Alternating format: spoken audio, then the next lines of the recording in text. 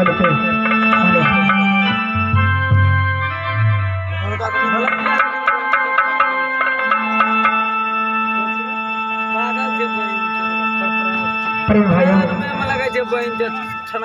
कहाँ तमाशे हूँ और क्या मेरा नाम है इसी रंग मंच के बीच इसी वक्त का बता रहा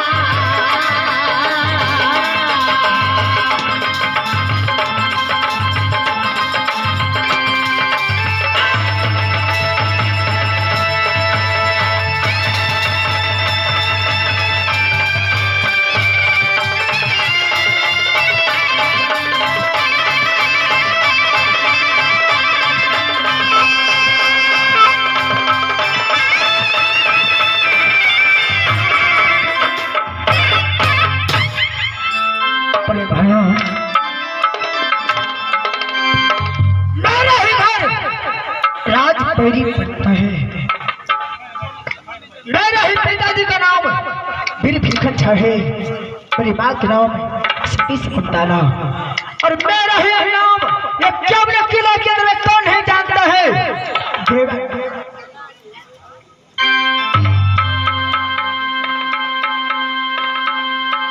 भैया मैं क्या बताऊं, राज मोहब्बत से आज मुझे दोस्त सिर्फ 2 रोज की छुट्टी लिए थे। पैरी घर के अंदर 1 हफ्ते गुजर रहे हैं। मेरे दोस्त ना कोई खबर ना कोई परवाना, राज मोहब्बत से क्यों नहीं भेजो, क्यों नहीं भेजो?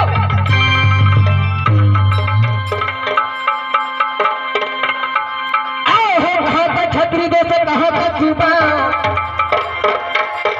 तुम मोहब्बत पर किया चढ़ा, खबर दो से क्यों नहीं भेजा पैरी गररा, तो चर के बाजतिया दोहरा गढ़रा।